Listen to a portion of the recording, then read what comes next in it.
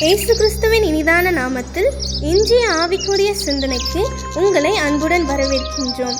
இப்போதும் ஒரு பாடலுக்கு பின்பு உங்கள் சிந்தையை தெளிவிக்கும் ஆவிக்குரிய செய்தியை கேட்கலாம். என் வேதனைகளை அவர் பார்க்கிறார், என் கண்ணீரையும் அவர் காண்கிறார். என் வேதனைகளை அவர் பார்க்கிறார், என் கண்ணீரையும் அவர் காண்கிறார். ஏற்ற நேரத்தில் பதிலை தருகிறார், ஏற்ற நேரத்தில் பதிலை தருகிறார், பதிலை தருகிறார். அவர் நல்லவர், சர்வ வல்லவர், அன்பு நிறைந்தவர். அவர் நல்லவர், சர்வ வல்லவர், அன்பு நிறைந்தவர். எனக்கொரு நேசருண்டு, அவர்தான் இயேசு ராஜா. எனக்கொரு புகலிடம் உண்டு, அவர்தான் இயேசு ராஜா. ஆண்டவர் இரட்சகருமாக இயேசுவின் இனிதான நாமத்தினால் உங்களை வாழ்த்துகிறேன். இந்த நாள் நம்முடைய ஆவிக்குரிய சிந்தனைக்காக கலாத்தியருக்கு எழுதின நிருபம் 3ஆம் அதிகாரம் 4ஆம் வசனத்தை நான் வாசிக்கிறேன். இத்தனை பாடுகளையும் வீணாய்ப்பட்டீர்களோ, அவைகள் வீணாய் போயிட்டோ. எல்லாருக்குமே ஒரு கேள்வி இருக்கும், பட்ட பாடெல்லாம் வீணா போயிடுச்சுத, எவ்வளவுதான் நான் பாடுபடுறது, இத்தனை நாட்கள் நான் உழைத்த உழைப்பு வீணா போயிடுச்சுது, நான் எடுத்த எல்லா வித முயற்சிகள் வீணாய் போயிட்டு, பிரயாசங்கள் எல்லாம் யூஸ்லெஸ்ஸா போயிடுச்சுன்னு சொல்றீங்களா? இந்த வார்த்தை அழகாக சொல்கிறது, பட்ட பாடுகள் வீணாய் போவதில்லை. பவுல் கலாத்தியருக்கு எழுதும்போது சொல்லுகிறார், ஏன்னா அவங்களுடைய ஆரம்பம் மிகவும் அழகாக இருந்தது. ஆவியிலே ஆரம்பித்தார்கள், ஆனால் இடையிலே தடுமாற்றம், மாம்சத்திற்குள் போகும் பொழுது நீங்க பட்ட பாடெல்லாம் கொஞ்சம் நினைச்சுப்பாங்க, அதெல்லாம் வீணாய் போயிட்டோ, அந்த பிரயாசங்கள் எல்லாம் வீணாய்ப்பட்டீங்களோ, வீணாக்கிட்டீங்களோ, நோ, அதுக்கு பிரதிபலன் உண்டு. அதனால இன்னும் சோர்ந்து போகாம மாம்சத்துக்குரிய காரியங்கள் அல்ல, ஆவிக்குரிய காரியத்திற்கு வாங்கல் என்று சொல்லி அங்கே தன்னுடைய நிருபத்தை அவர் எழுதுகிறார். யோசித்து பாருங்கள், அநேக நேரம் அப்படித்தான். ஆரம்பம் நல்லா இருக்கும் அநேக இடத்துல, ஆனா அப்ப அப்படியே மாறி போயிருவாங்க. பூமிக்குரிய வாழ்க்கையில், ஆவிக்குரிய வாழ்க்கையில் தான் நம்முடைய ஓட்டம் முடிக்கப்பட வேண்டும். மாம்ச பிரகாரமே வாழ்ந்து மாம்ச பிரகாரமே மறிப்போம் என்று சொன்னால் மறுமைக்குரிய பிரதிபலனை பெற்றுக்கொள்ள முடியாது. அதனால் ஆவியில் ஆரம்பம் பண்ணின நாம், ஆண்டோட பிள்ளைகளாய் மாறின நாம், ஆண்டவரை ஏற்றுக்கொள்வோம் என்ற கடைசி வரை அவரை விட்டு விலகாமல் அவருக்காகவே, அவரோடு இருந்து அவருக்காக வாழ்ந்து நம்முடைய வாழ்க்கையின் ஓட்டத்தை முடித்தால் அதுதான் மேன்மையான ஒன்று. இன்னைக்கு பட்ட பாடுகளை நினைத்து இப்படி ஆயிடுச்சு, வீணா போயிடுச்சு இல்ல, அதற்கு பிரதிபலனை நிச்சயமா கர்த்தர் கொடுக்கிறார். அதை நாம் மறந்துவிடக் கூடாது. ஏதோ வீணாய் பாடுபடுகிறோம் என்று நினைக்க வேண்டாம். ஒவ்வொன்றும் ஆண்டவர் தமது கணக்கில் வைக்கிற அவருடைய கண்கள் பார்க்கிறது. பிரயாசங்களை ஒன்றும் அவர் அற்பமாய் அலட்சியமாக அப்படியே தூக்கி போடுகிறவர் அல்ல, கிரியைகளுக்கு தக்க பலனை கொடுக்கிற தேவன் என்றுதான் வேதம் சொல்லுகிறது. ஒரு குறிப்பிட்ட மலைப்பாங்கான பகுதி, அதுல ஒரு சின்ன கிராமம் இருக்குது. வாழ்கிற ஜனங்கள் அந்த அளவு நாகரிகம் எடுத்துக்கொண்டாலும், படிப்பு எடுத்துக்கொண்டாலும், மற்ற காரியங்களிலும் முன்னேற்றத்தை கண்டவர்கள் அல்ல, பின்தங்கிய ஒரு நிலைமையில இருக்கிறவர்கள். அவள் மத்தியில எப்படியாவது போய் ஒரு நல்ல நிலைமை கொண்டு ஒரு இன்னொரு கணவனும் மனைவியும் மிஷினரிகளா போறாங்க.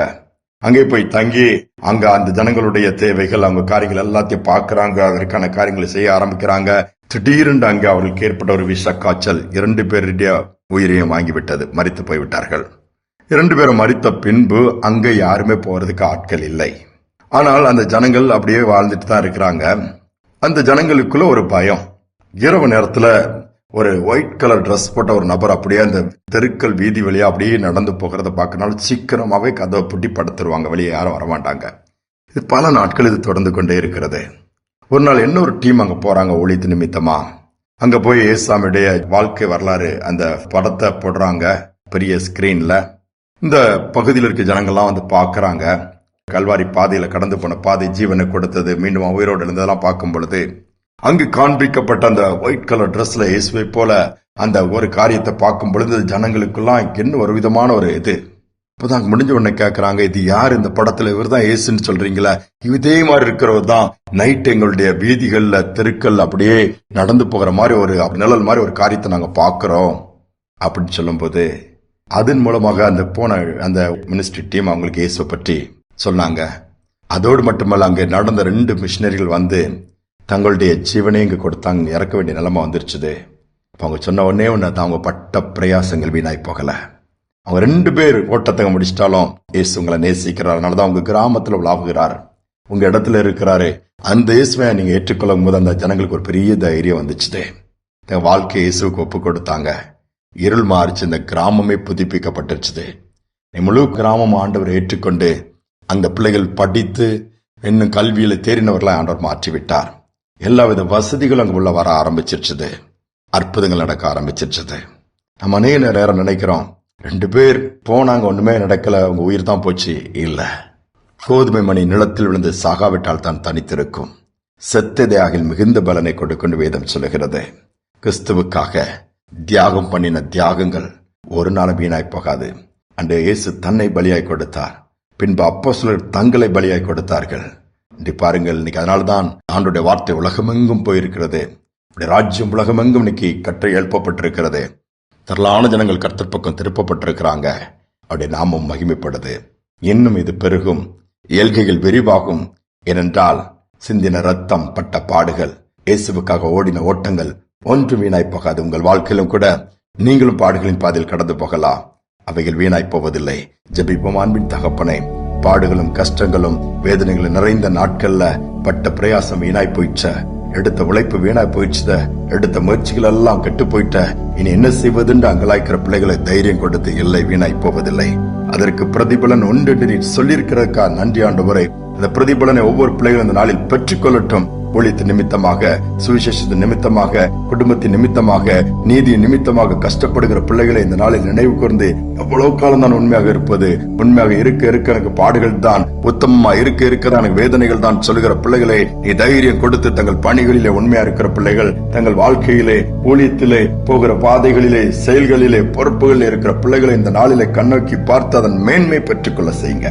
தொடர்ந்து ராஜ்யத்தின் சுவிசேஷத்தை சொல்லுவதற்காக எழுந்து காரியத்தை நடப்பிக்க உதவி செய்யுங்க. எந்த ஒரு சூழ்நிலை பார்த்து பின்வாங்காதபடி முன்னேறி சொல்ல அனுக்கிரகம் பண்ணுங்க. துதியான மகிமைக்கு செலுத்துகிறேன் இயேசுவின் நாமத்தில் பிதாவே, ஆமேன், ஆமேன். ஆண்டவரே சார்ந்து கொள்ளுங்க. பாடுகள் நிமித்தமா ஆண்டவருக்கு செய்கிற பணியை நிறுத்தி விடாதீர்கள். பாடுகள் நிமித்தமாய் உண்மையா இருக்கிறத விட்டு விடாதீர்கள். உறுதியாய் நின்று பாருங்கள். உத்தமனுக்கு கர்த்தர் துணை என்று சொன்னது போல துணை நின்று கர்த்தர் செய்கிற காரியத்தை உங்கள் கண்கள் மட்டுமல்ல, சமுதாயமே பார்க்கும். இந்த சிந்தனையோடு இந்த நாளை தொடருவோம். மீண்டும் நாளை தினம் சந்திப்போம். வேதனை, நெருக்கம், இன்னல்கள், இடர்கள் எதுவும் பிரிக்காது. வேதனை, நெருக்கம், இன்னல்கள், இடர்கள் எதுவும் பிரிக்காது. வெற்றி வேந்தன் என் இயேசுவின் அன்பால் முற்றிலும் ஜெயம் பெறுவே. வெற்றி வேந்தன் என் இயேசுவின் அன்பால் முற்றிலும் ஜெயம் பெறுவே. நிகழ்கின்ற காலமோ வருகின்ற காலமோ, நிகழ்கின்ற காலமோ வருகின்ற காலமோ, வாழ்வோ சாவோ வல்ல தூதரோ இருக்கவே முடியாது. வாழ்வோ சாவோ வல்ல தூதரோ இருக்கவே முடியாது. இயேசுவின் பின்னால் நான் செல்வேன், திரும்பி பார்க்க மாட்டேன், திரும்பி பார்க்க மாட்டேன்.